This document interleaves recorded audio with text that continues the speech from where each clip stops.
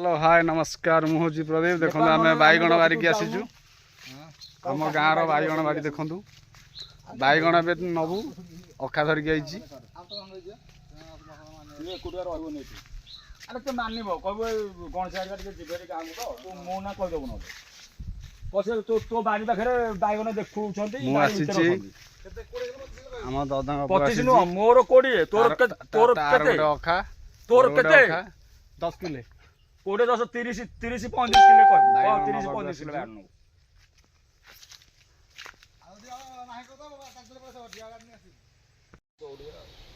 बैगण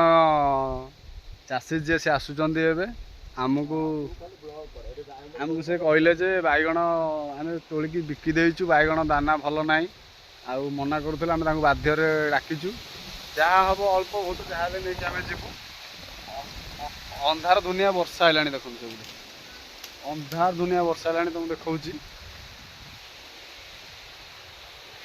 देखा आम दादा बबू ए कंटिन्यू कर बैगण तोलिया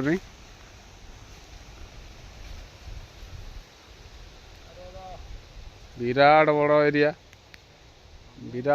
देखु आखि पाऊनी केड बड़ एरिया देखो जुआड़े जुआड़े देखा ग्रीन ग्रीन सब से बैगण अच्छा जुआड़े जुआड़े देख विराट बड़ एरिया वर्षा आसला जोर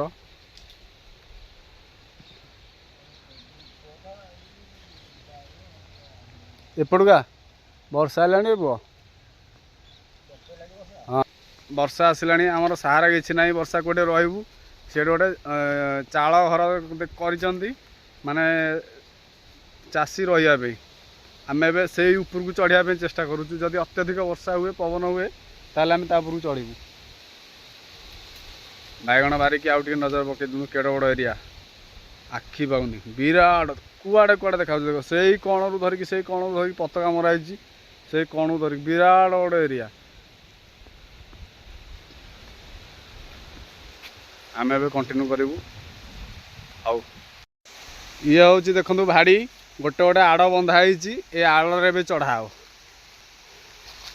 स्टेप 1 स्टेप 2 स्टेप 3 देखु ये हूँ चाल कराई आ कार्टून पराई ये शोयापी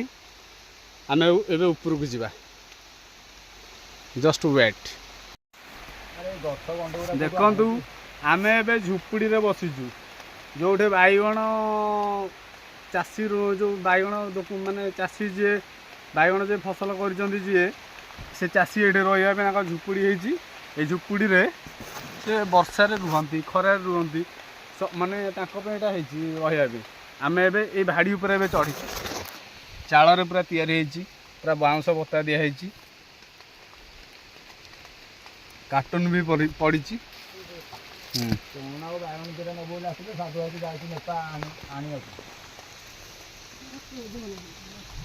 आसिले माँ आसिले देखु बैगण तोलिया भारी कष्ट देखु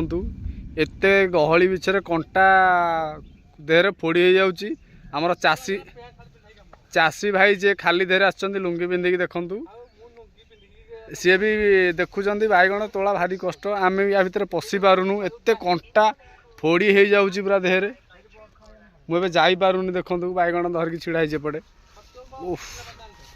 बहुत कष्ट मुझे स्टेप पकाऊँगी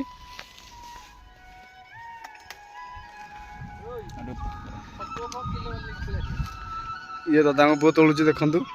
सेपटे चाषी भाई आमर तोलुं आगे झोड़ी धरिकी खाली देहरे बैगण तोलिया भारी कष्ट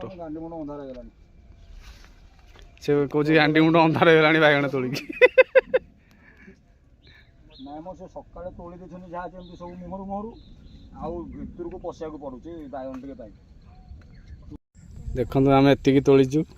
ଏଇଥିରେ ଏତିକି ତୋଳିଛୁ ମାନେ ବହୁତ କଷ୍ଟ ହେଉଛି ବାଇଗଣ ତୋଳିବା ପାଇଁ ଇଏ ବି ହାଲିଆ ହେଇଯାଇଛନ୍ତି ମୁଁ ବି ହାଲିଆ ହେଇଯାଇଛି ଦେଖନ୍ତୁ ବାଇଗଣ ପୋକଲୋ କଣ୍ଟା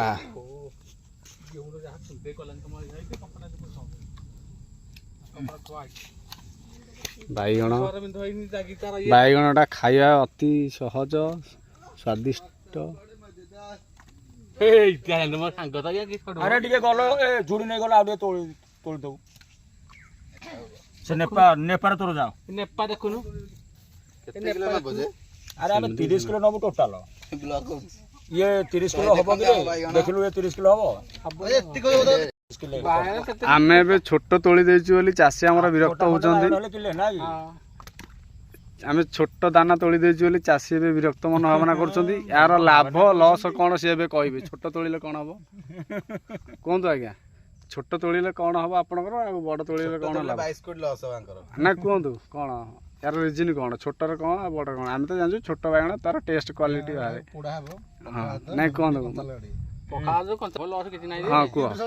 ଯୋଉଟା ଆମର ତୁଳିଆ ଯେମିତି ହବା କଥା ତୁଳିଲା ମାନେ ନାଇଁ ଛୋଟ ତୋଳିଲେ ଆଉ ବଡ଼ ତୋଳିଲେ ଲାଭ ଲସ୍ ତୁଳିଲେ କ'ଣ କି ଓଜନ ଓଜନ କମିବ ହେଲେ କଷି ବାଇଗଣଟା କ'ଣ ତୁଳିଆ କାହିଁ କିନ୍ତୁ ଆମେ ଯେହେତୁ ଜାଣିନୁ ଆରେ ମୁଁ ଦେଖୁଛି ଏରା ସେ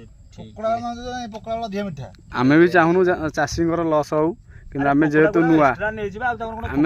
ନୂଆ ଆସିଛୁ ଏବେ ପାଇଁ ଆଗ ଟିକେ ଭଲ ବାଛି ଦେ ତାପରେ ପକୋଡ଼ା ଗୁରାକ ଏକ୍ସଟ୍ରା ଗୋଟେ ଇଏରେ ନେଇଯିବା। ପକୋଡ଼ା ବି ଅଛି ପକୋଡ଼ା ବି ବାହାରିଛି। କପଡ଼ା ଧରିକି ପୋଛା ହଉଛି ବାଇଗଣ ଓଜନ ହଉଛି ଭଲ ବାଇଗଣ ବାଛିଦେଲି ତଳେ ପକାନି ବାଇଗଣ ଓଜନ ହଉଛି 10 କିଲୋ 500 ଏଟାକୁ 11 କରୁନୁ ହେତୁରୁ ଦିଟା ଆଣେ କୋଉଟା ମୁଁ ଟୋଟାଲି ନେବି ଅଧା ଅଧା କହୁଛି ସେଇ ହିସାବରେ।